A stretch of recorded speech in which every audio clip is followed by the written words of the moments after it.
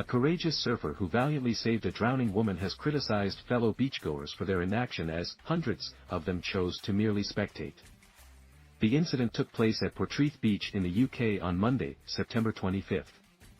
The woman was caught in a rip current that pulled her out to sea, prompting the surfer and his companions to step in and rescue her, news.com has learned.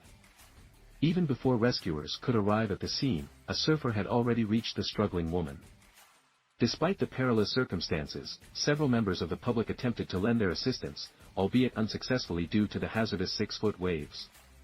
Surfer Peter Elliott, alongside 2 others, braved the turbulent waves to reach the woman's side.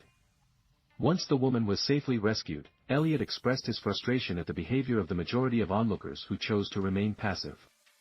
He conveyed his displeasure to Cornwall Live, saying, "Over 100 people just watched a woman drowning today, but only 3 of us went in to try to help her. This poor lady is beyond incredible, she survived, but hundreds of onlookers taking selfies should just hang their heads in shame.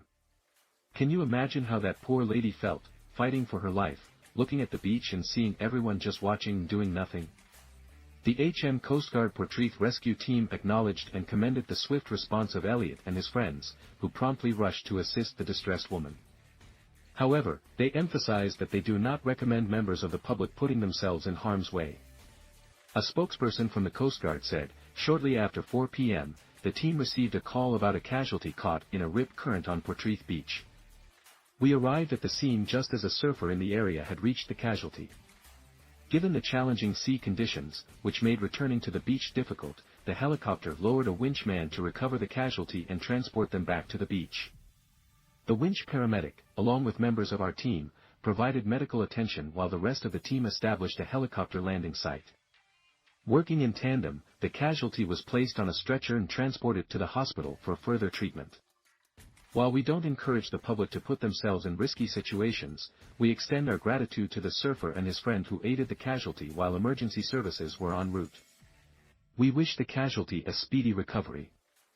The rescue team also highlighted that many beaches are no longer monitored by lifeguards after the conclusion of the summer season, with Portreath's lifeguard service ending on September 24. They urged beachgoers to always swim at lifeguard beaches and to exercise caution regarding sea conditions and the local area.